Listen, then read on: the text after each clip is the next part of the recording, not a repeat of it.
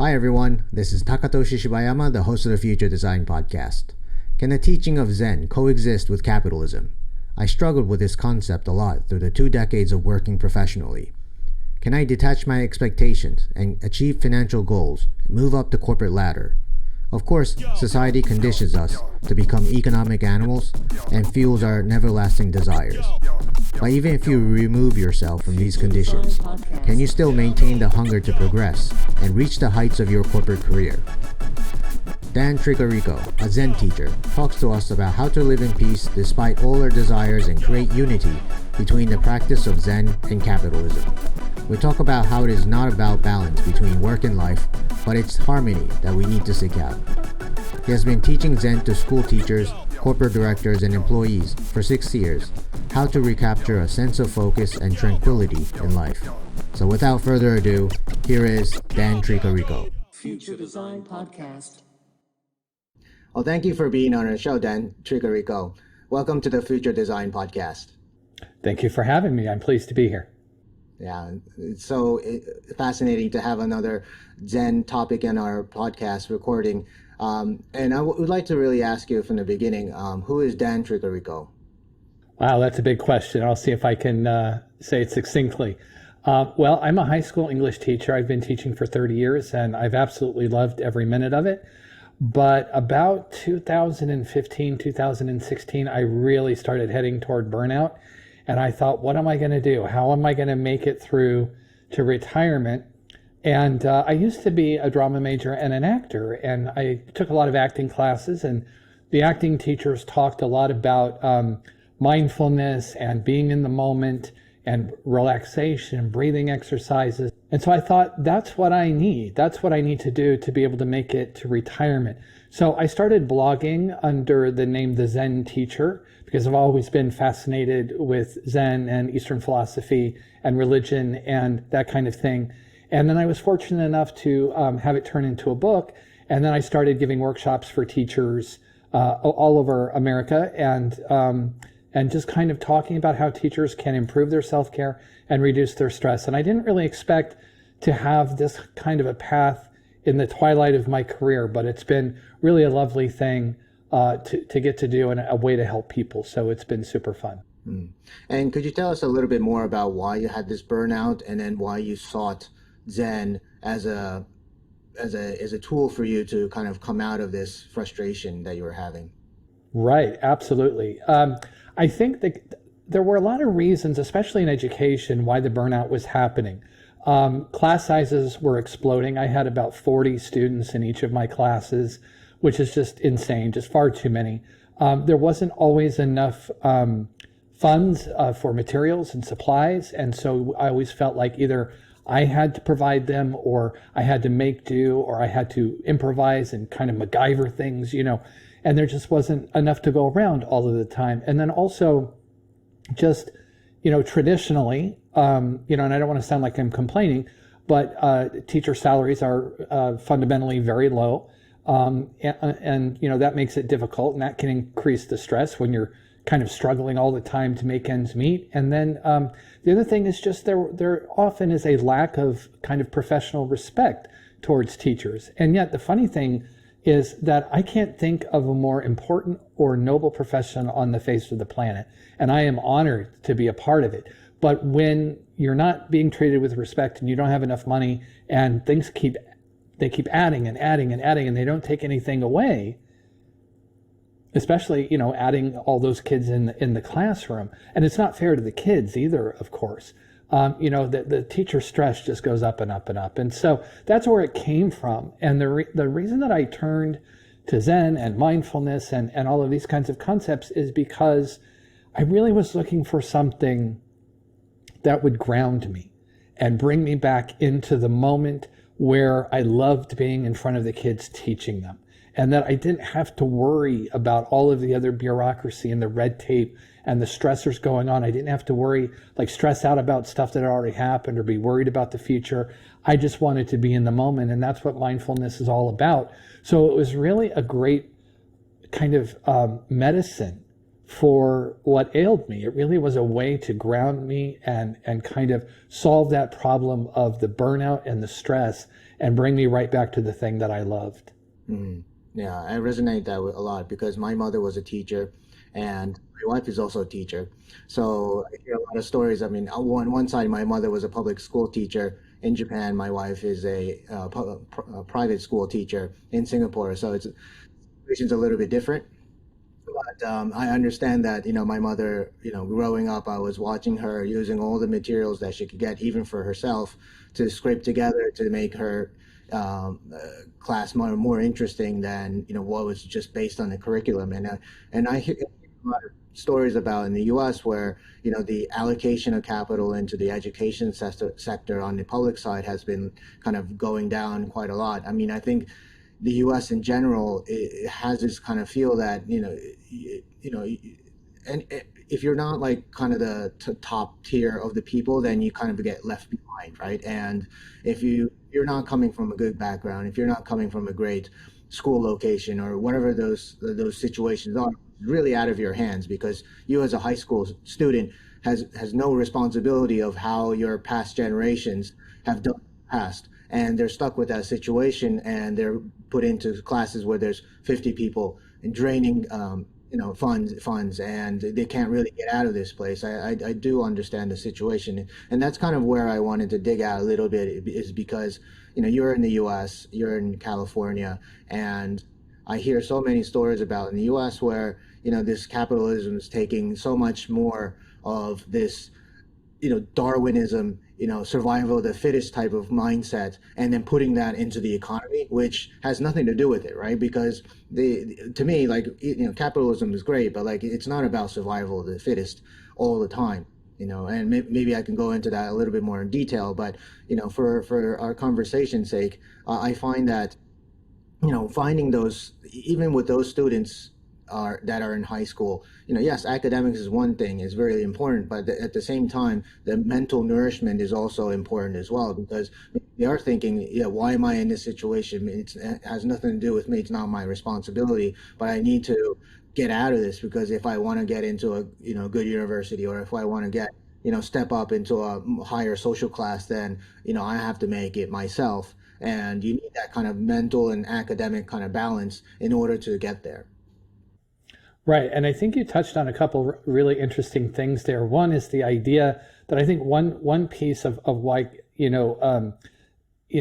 capitalism, as you said, it has positives and negatives, but one of the negatives is that the idea of more, always wanting more. So greed becomes a huge issue. And then it's like, I want mine and everybody else can just deal with it. And they just, maybe whatever they get is what they get. I think sometimes when we see that run amok, and it does happen in the school system too, in the sense that it's supposed to be equal, but as you pointed out, it's not. There are better schools and not better schools, or better areas and not better areas, and we try to address it, but a lot of people just want to stick their head in the sand and pretend like that's not happening, but it is happening.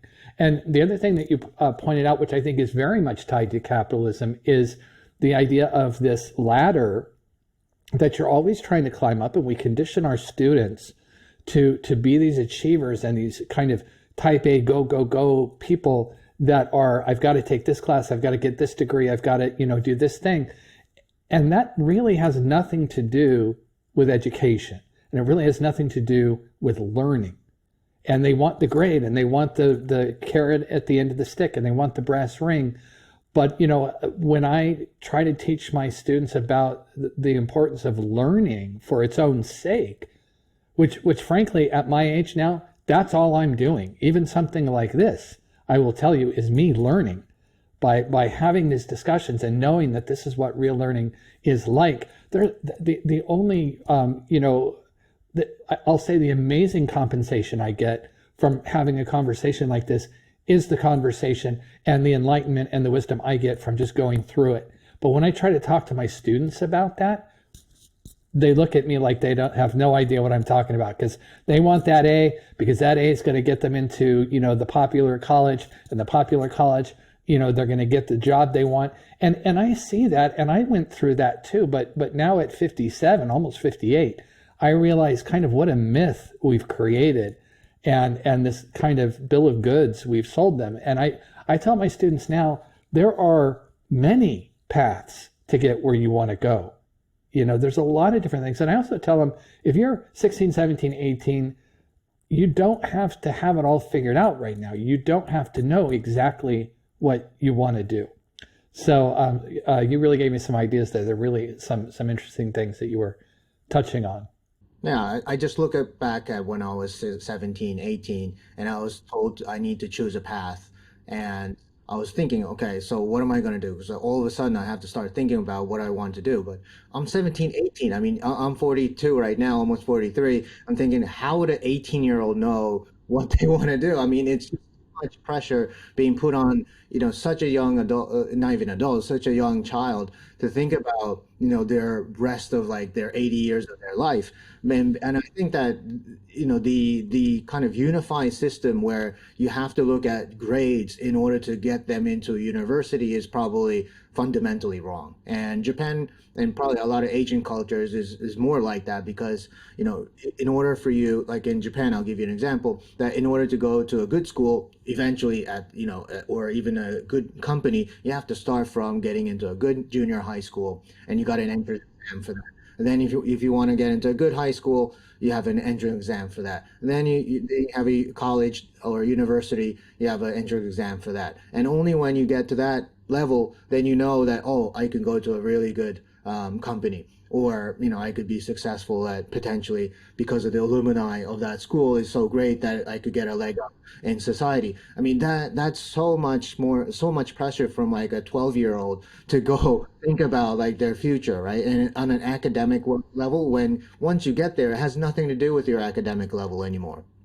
And that's No, and I was just I'm sorry, I was just gonna say, would you agree that that is a tremendous amount of pressure to put on those poor kids? For sure. I mean, there's no doubt about it because all they want to do is be kids, right? They just want to play and discover themselves, discover the world. And while they're figuring out, all the adults are telling them, no, you have to do this. You have to study and do an entrance exam and go to a good, company. But for them, it's like, what is a good company, right? And it's like, what is a high, like status in society? It doesn't really matter to them, to be honest. I mean, it's about them discovering their journey in their life and figuring out what they want to do, and not the adults pushing them to be something, boxed into like some idea that they have.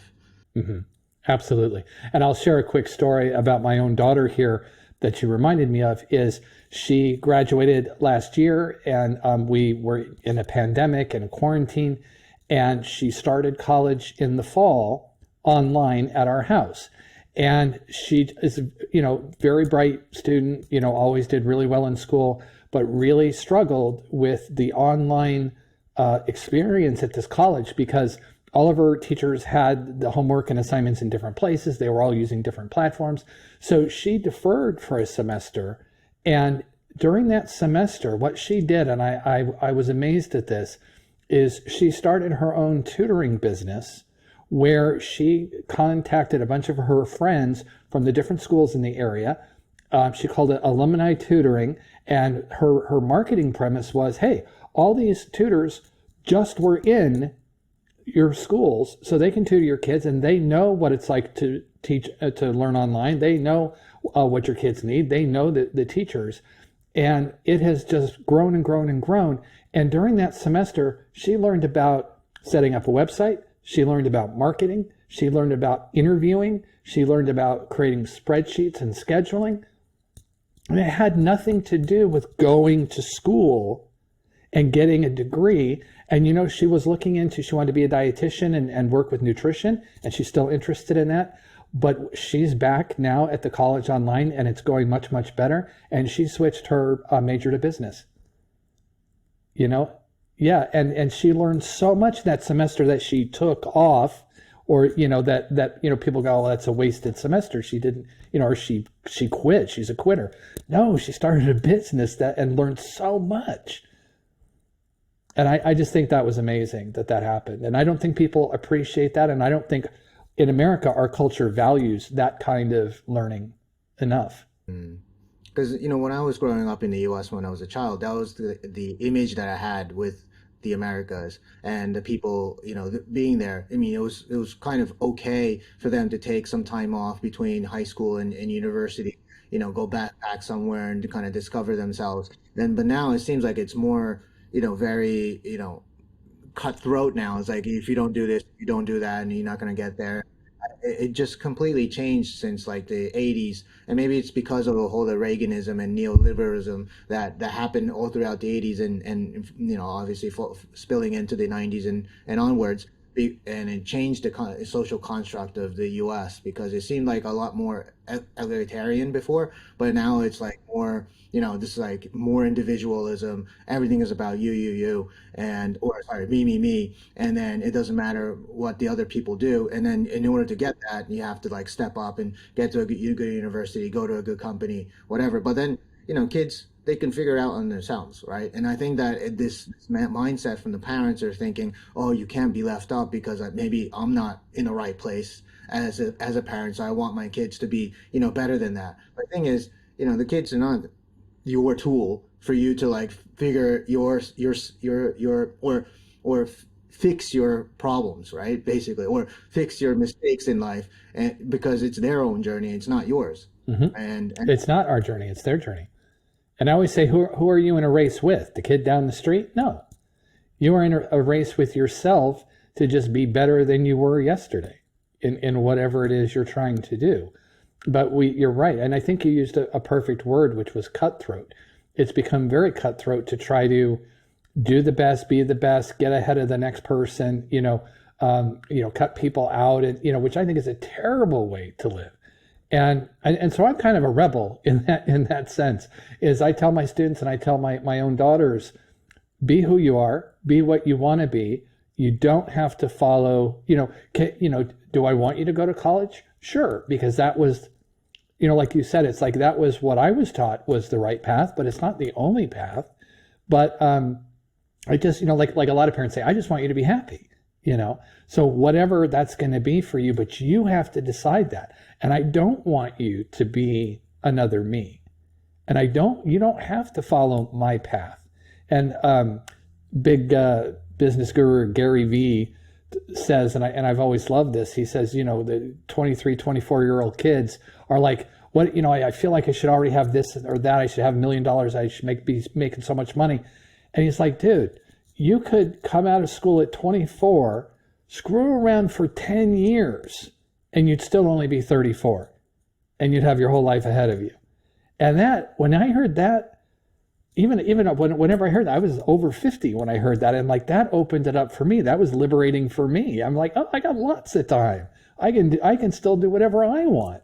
So these 24 and 25-year-old kids, they've got lots of time to try all kinds of different things. Yeah. But you only know that because once you're 40, 50, that you knew that 10 years was really nothing, right? And for them, they're really on that kind of frontline thinking that I need to get ahead, and then my parents are telling me this, society's telling me this, that I have to be here. You see, you look at like Instagram or like, Business Insider, you see all these like young millionaires making it in Silicon Valley and think, oh, I'm left behind because I'm not. And I think that the most important thing that comes to all this, and I talked about individualism and Darwinism and all this stuff, but also at the same time, it's about the whole economy is thinking about if you don't make money, you're not successful. And then this tie, of success and money is always there lingering in people's minds, because if you're not making money, then you're like a failure, right? And then I think this is what needs to be like untangled in order for people to think, what is life success? Because we were not born as sentient beings on this world to make money. There was no rule that was told to you prior to being human that what success is to make money, right? And then I think this is completely effed up in that sense, because this is what makes people so depressed, right? Because they're not rich, they're a failure, and then they can't, they can't be proud of themselves. And then I think that's where, I think Zen and all these, it doesn't matter what religion it is or what kind of teaching it is,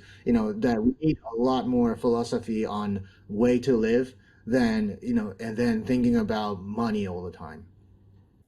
Right, absolutely. And I think the interesting thing is and I've really kind of been on both sides of it, because when I grew up, I didn't care about money at all. I was a drama major and an actor, so I had the starving artist mentality. I came from a blue collar family where there often wasn't as much money as we would have liked. 4 kids, one income, that kind of thing. And then I went into teaching, which is, you were talking about the college thing, and I was the first person in my family to go to college. So in that sense, I had achieved by the standards that I was taught by my family, and and in fact, their attitude was, "Oh, you want to go to college? Oh, okay, I guess so, if that's what you want." They just had no sense of what that would even be like. So I blazed that trail, but then I still didn't care about money, even though I was really one of the first professionals in my family who had a white collar job. But then what happened was, when you get married, when you get a mortgage, when you have kids, you realize, oh, money is kind of important. I have to have enough. I have to have some.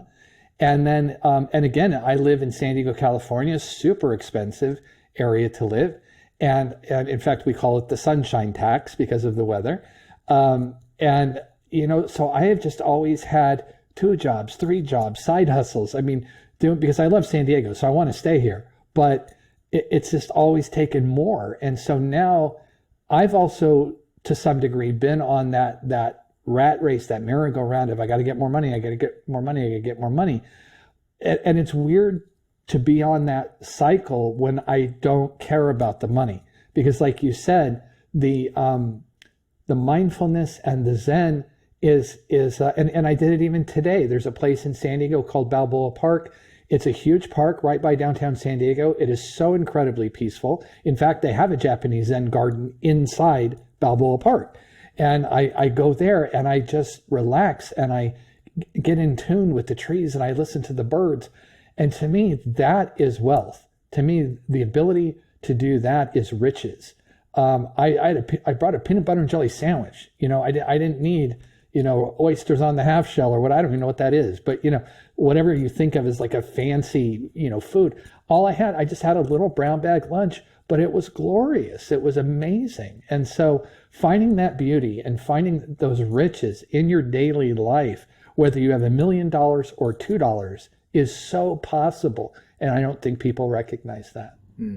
Yeah, and I think, obviously you said that, it is fundamental to have money because you have to, provide for your family and give them options. And if you don't have that, you can't, enrich in their lives, not by monetary standards, but, even having the baseline of being able to survive in an expensive city like yourself or where you live. I live in Singapore, which is very expensive as well. And maybe it is a sunshine tax on us as well. But the thing is, even though like in our country here in Singapore, we don't have high taxes on income, we don't have capital gains tax and all these things. So it's, great for people who can, enrich in themselves financially. But at the same time, there's so much inflation of prices for restaurants and all these things. But at the same time, the government keeps a tap on the general basic necessities in terms of like grocery foods or even eateries for local people, so that you have this kind of 2-tier system where people live pretty comfortably, kind of on a because the government provides for them in order to survive comfortably at some level. Government provides them housing, which is very livable, and then they can sell it to make money and then upgrade themselves to a condo or a house, and eventually getting a that kind of like income source from them. But at the same time, then you have this kind of really hyper rich kind of level where you have people who are hedge fund managers or people who are entrepreneurs and exited their business and come over here and live here because they don't have to pay that exit tax, basically. So you have these super high end restaurants, so high end like luxury services that are provided, that it's very unreachable for the common people here as well. So we see this kind of level where but I think what Singapore is doing well is that they're able to maintain that at a certain level, so that you don't have people like super left behind in that sense. Right. Yeah. Yeah. It sounds like that would be a benefit. Yeah, and I think that's kind of, people really believe in like capitalism and socialism, and there's like only two tiers of like what economy is, but they could always be somewhere in the middle where you have these different systems to make sure that both, no, I wouldn't say both, but like many tiers of people in the social classes can live in one society and be harmonious at the same time, and you don't have to see people begging on the streets. And I think that's kind of what a lot of these countries that decided to go through this like neoliberalism can adopt as well, because it's not about the individual. It is ultimately about the society that they're trying to create as well, right? And keep it peaceful as possible. But anyway, I could ramble on about this forever. But I wanted to get into our topic a little bit as well, because you now like have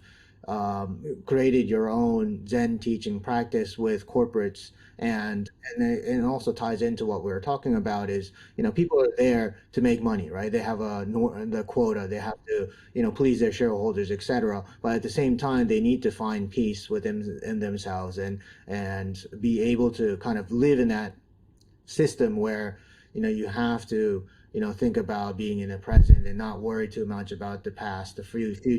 But at the same time, you still have to work your 9 to 7 or whatever it is, to make your goals happen in a very cutthroat corporate society. So like, how do you make that balance for them? Well, here's the thing is I started working with teachers, and then what I realized is kind of, well, yeah, especially in our social structure here, that there are a lot of people who are stressed out, burnout, like we said, kind of on that rat race merry-go-round, always going for the dollar bill and trying to make more money. And again, you kind of have to sometimes just to have the things that you need here. But I decided I wanted to work with people of all professions, and in corporations and in business offices and things like that, because I'm sure there are people there too who are saying, I wish I didn't have to struggle so much. I wish I wasn't always going after money. I wish I could just find some time to relax, to take care of myself. And my job, I think, is to go in there and show them not only that they can, but that it's possible. And there's a lot of ways I do that, and it would take forever to go into all of them. But some things, some concepts that I think are really helpful are, one, the idea of permission. Is that I knew that I was not going to, I didn't have the energy or the wherewithal or the wisdom to change the education profession. So all I could change was me, because that's what was in my circle of influence. That was what was in my control. And I want to tell people, you just need to give yourself permission to take care of yourself. Everything we do is a series of habits. The routines that we have are habits. And so all you really need to do is learn how to break the habit of being on that rat race, that hamster wheel, and give yourself permission to do things differently. Okay. So the first step is permission. And then it's learning to detach from, detachment is a big Zen concept of anticipated outcomes, right? Of, like we were talking about before, that ladder that you climb up of this school, and then, then I get this company, and then I have to make $1 million. No, you don't. Have a plan, have kind of a direction that you want to move in, and don't worry about the how, and just kind of say, if it works out that way, great.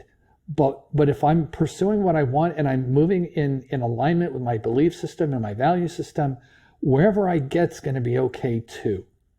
Because being okay with where you end up, I'm not saying don't have goals, don't have aspirations. Absolutely. I'm not saying don't take action. You have to take action. But being okay with where you end up, even if it's not what you thought, releases so much stress. It's hard to articulate. And I always say that stress is kind of one common cause of stress is the difference between what we're doing and what we want to be doing. And so part of the key is to figure out, well, what do I want to be doing? And then take steps to get there. So permission and then detachment. I think that one big element of kind of giving people the skills and the tools to reduce that stress is gratitude. It's just always being grateful. And I remember workshops where I would say, okay, write down 5 things you're grateful for. And they did, and we talked about it. And then I realized, I still have a little more time in my workshop. I was new and I was trying to figure out the timing. I said, write down 5 more things. And while they were writing down 6 through 10, I realized we could do this forever. There's always something to be grateful for. And I know that when I'm feeling particularly stressed out or frustrated or upset or burnt out, I stop, I focus on the moment, and I look at the things that I'm grateful for. So I think that, those 3 are always kind of the ones that come to me first in terms of how to start. How to start with if you're feeling the stress, if you're feeling burnout, and you're just like, okay, I'm done with this. What do I do? Give yourself permission to take care of yourself, detach from whatever outcomes you thought you wanted, and then just let the universe kind of take you where it wants in the direction that you want to go. And then think about what you're grateful for.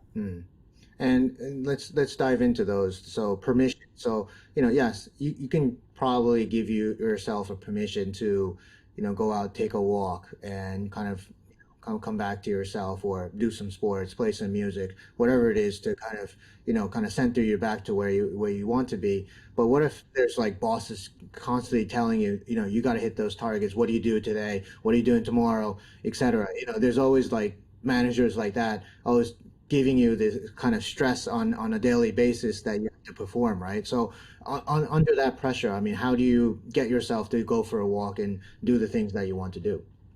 I'm going to tell you, and people who listen to this aren't going to believe me, but it's true, is it all starts with the breath. The breath is the most fundamental unit of existence. And I always say, if you think the breath isn't important, try not doing it for 5 minutes and see what happens, right? So in those situations, and this is how, and I'm telling you this because it worked for me, is I remember sitting at my desk in my classroom with my head in my hands going, how am I going to do this? And the vice principal was in there talking to me. And I just had to start breathing slowly and deeply and focus on my breath and do some meditation. And it helped. So starting with the breath. The other thing I say is everybody has 5 minutes. You can be the busiest person in the world. And the 5 minutes that you spend on Facebook, the 5 minutes you spend on Instagram, the 5 minutes you spend, scrolling on whatever you're looking at or watching cat videos or whatever it is you're doing with your time, you can take 5 minutes and focus on yourself and focus on self-care and taking care of you. And a couple ways that I always suggest to do that is, I always say, for example, silence is a gift we give ourselves. Our culture is not silent. There's always white noise going on. Everybody can find 5 minutes, whether it's right before you go to bed, as soon as you get up, sometimes on a coffee break or lunch period or something like that, where you can just go off by yourself, be still and silent, and just breathe. And you don't have any music on, even in your car on the commute. I love playing music in my car when I'm driving. But I realized how magical it was when one day I turned off the music and there I was just enclosed in this bubble, and it was quiet and it was silent. And I thought that was an amazing thing. So everybody has 5 minutes to focus on themselves. And I think that's, silence and stillness, I always say they're always free and they're always available.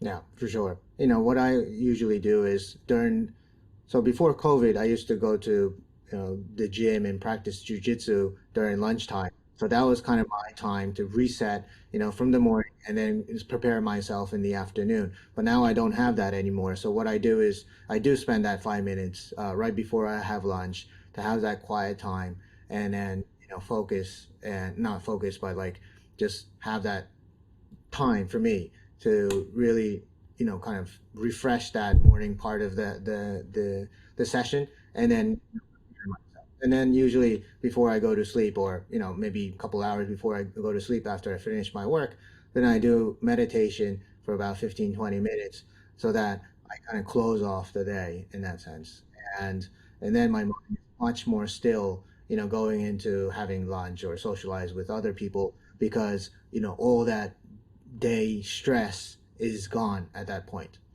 and my mind is much more clear. And I think that that's only, if I add that up, it's only 20 minutes, 25 minutes, And I think, as you say, everybody has at least 25, 20, 30 minutes of their time to just, yeah, exactly. And I think that's really important. And then, and also that you were talking about, what was this? The second one was about detachment, right? So in my words, I usually use, managing expectations. So when I think, yeah, you always have like expectations, or you have society expecting you to be certain, somebody, but you also have to remind yourself that, this is the journey that you're on. Maybe, maybe you're like snaking through that to get to where you want to. Maybe you don't get there. But the thing is, it's about the process, right? And then if you don't get there, then, you might be thinking that you're a failure. But, there's a lot of things that you pick up on the way to get there, because it's not about the destination, and being to able to say, okay, I'm fine, because I learned so many things along the way. But I think that that's a pretty difficult thing to do. If I went back and told my 24-year-old self that manage your expectations because you're not going to be the millionaire that you wanted to be, that'll be devastating, right? They don't want to hear that. Yeah, they don't want Yeah. to hear that, exactly, because everybody has that, passion that they want to perform, and they want to get to a certain place. So, how I think it takes a lot of, kind of life experience to really understand that, but also the strength to tell society to say, I don't care about that, like I'm okay with that, right? So how do you build that kind of mental strength to even, do those kind of things? Well, the thought I had as you were explaining that, and I agree with everything you said, is, and I even jotted it down when you said it, is, or, when I thought about it, is the question you need to ask yourself is, who do I want to be? Because like you said, there are so many expectations that we get from culture, from society, from the media about who we're supposed to be or who they want us to be. Sometimes even from parents or significant others or spouses or friends even. There are lots of times that I wanted to pursue something and there was peer pressure from my friends not to do it. And sometimes I caved and I didn't do it. But sometimes I said, no, this is who I want to be. And I appreciate that it's not your thing or that you don't think I should do it, but I'm going to do it anyway because it seems interesting to me or it seems fun. So I think having that question in mind, who do I want to be, independent, detached from those other expectations, is a good way to build that muscle. Mm-hmm. Yeah. But I really think that's really difficult, to be honest. I mean, even as, like, let's say you as a parent, you want to be able to, you know, grow your kids into be somebody that they're really happy about, and then you find out that maybe they're not happy, and then you start thinking, what did I do wrong? And then there's always this kind of, problems that you put on yourself, like you want to be the best parent that you want to be, but then results is not, because the thing is, there's so many things that you can really control, right? I mean, there's, you can't control another person because it's not you. And Right. No. it's not you. And they're not your puppet. Yeah, then it's not you at like Yeah. the same age as you, being able to knowing everything that you know, and you can't like upload that knowledge onto other people, right? So I can barely control me, let alone somebody else, exactly. So like being able to even manage that expectation it requires some kind of mental practice. And then what do you suggest for people to be able to kind of do in order to detach yourself from that expectations that you even have on yourself? Maybe it has nothing to do with society. Maybe it's just you want to be that kind of person. Well, I think this may sound counterintuitive again, but I think what you make me think of when you ask that is the idea of grace and forgiveness, which is, like you said, especially as parents. I remember this saying that you will mess up your kids as a parent is a given. But the question is, how much will you mess up your kids? And I think that if you are able to say, I'm doing my best, and with the skills that I have and the resources that I have, I'm doing my best, and knowing that it's not going to be perfect, and then give yourself grace and forgiveness, that's really going to go a long way to helping everything. Because the irony is that if when you give yourself that freedom and that liberation of forgiveness and grace, then you're calmer, and then everything goes better. So it's like, I'm not saying give yourself a pass or like a free pass to just, screw up or be negligent or irresponsible. But when you're doing your best and it doesn't work, go, wow, that really didn't work. And I did my best and okay. It's like Maya Angelou says, when you know better, you do better. And, but we're so hard on ourselves, and that negative tape loop in our heads of, oh, what an idiot. Oh, I just, you suck. Oh, it's terrible.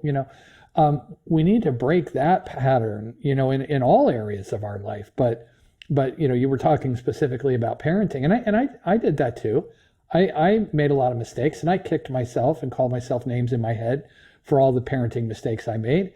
And I look at my kids now and I'm like, they're 22 and 19, basically grown. And I'm like, none of us is perfect, but I'm proud of them. And I think they turned out fairly well adjusted, so I'm okay with the end result. And again, like you said, I can't control them. There are lots of things they do that I go, well, I wouldn't do it that way, but that's okay. But I do know, as you're suggesting, that there are a lot of parents, and I see it every day in my own classes, who, when the kids do what they want to do, the parents are like, you can't do that. That's not how I would do it. And I think that's the most dysfunctional approach. I think that causes the most damage, is when you try to make them your mini-me and your puppet and force them to walk your journey, as you said. And fundamentally, I mean, they're only half of your genes anyway, so they're never going to be you, right?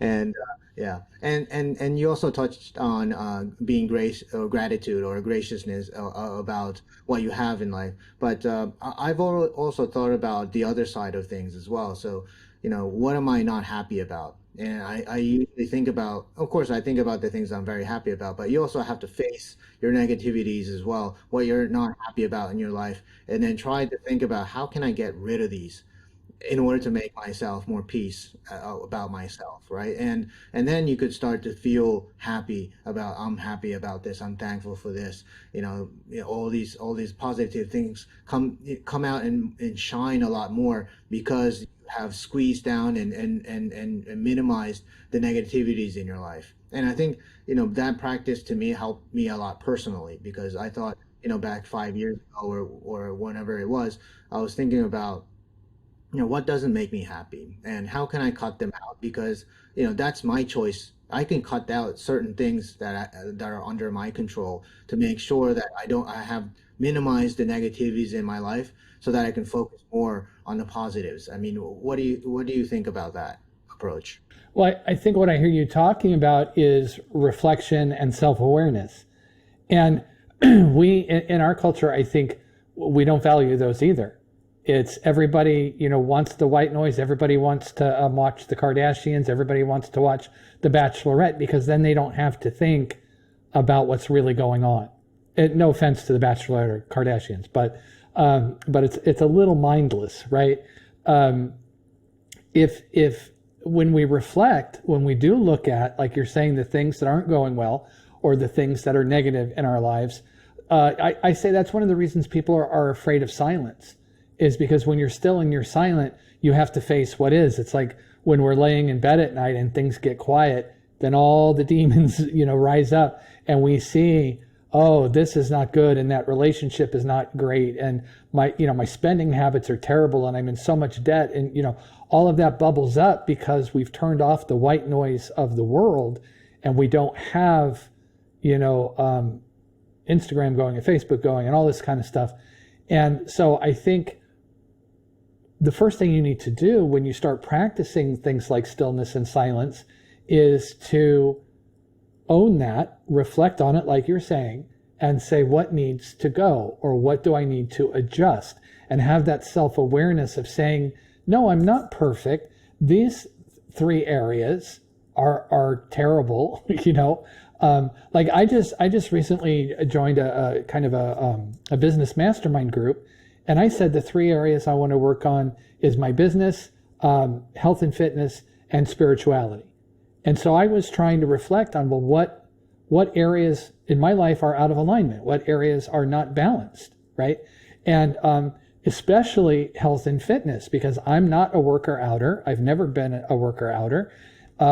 And I tell people, during the quarantine, I've gained the COVID-19 3 times, I think.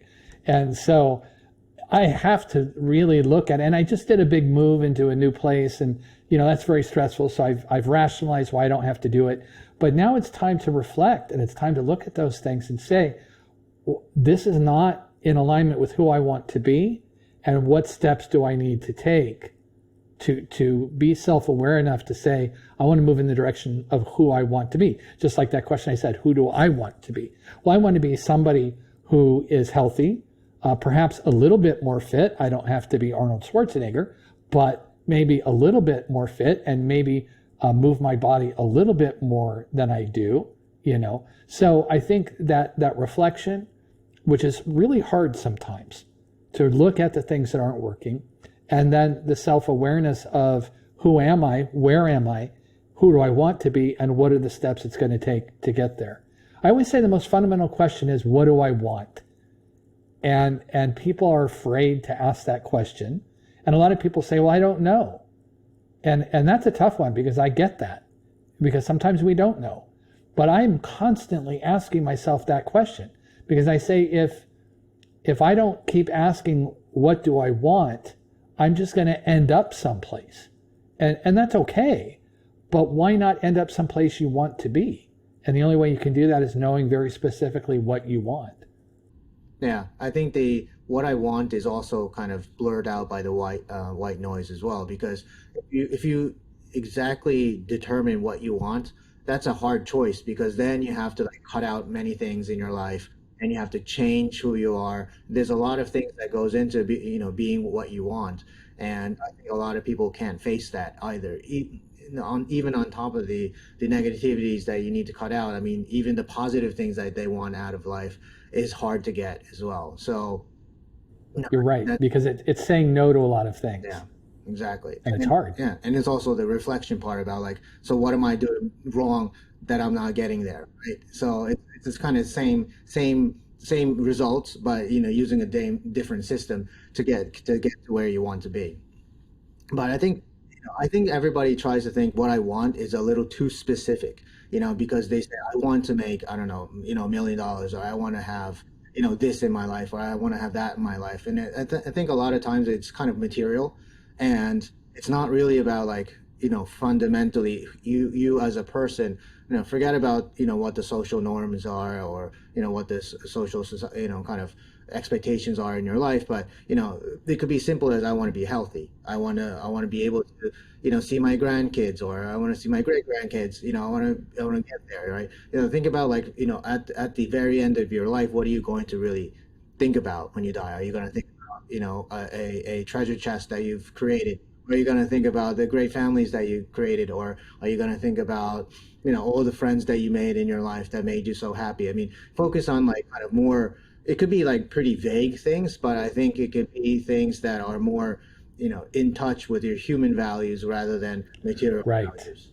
Than just the material values. Although I am fascinated with the idea that you might have a treasure chest. So I think that's pretty cool. So am I. Why not? Have a lot of good friends, good family, and a treasure chest. Well, I think those things are in the treasure chest, as you're saying. Yeah. At the same time, it doesn't have to be material either, right? So, yeah. But I don't want to diss out all the kind of material things, because, as you said, in the middle, that it is fundamental to be able to provide for your family, and it gives them options. So having to have that kind of goal about being able to kind of sustain your life, or even make a better living, is definitely one goal that you need to have in your life in order to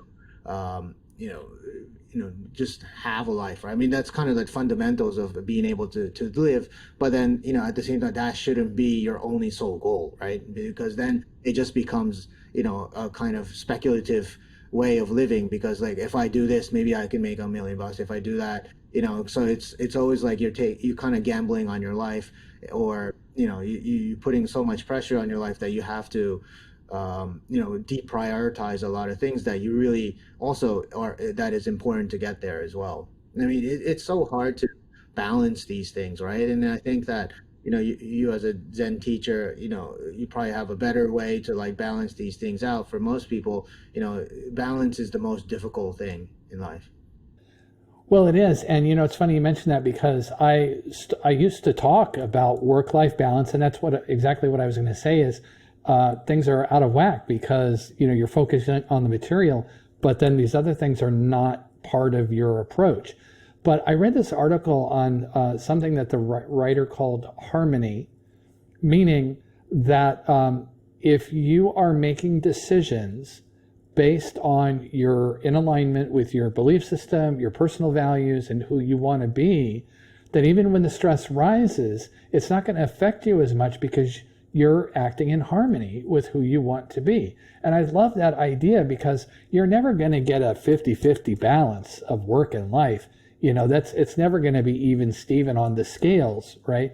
So even if you're emphasizing one or going too far in one direction, if those decisions right then in that season of life are based on and in alignment with your value system, who you want to be, and your personal beliefs, then you're working in harmony. And I think that's better than this idea of balance.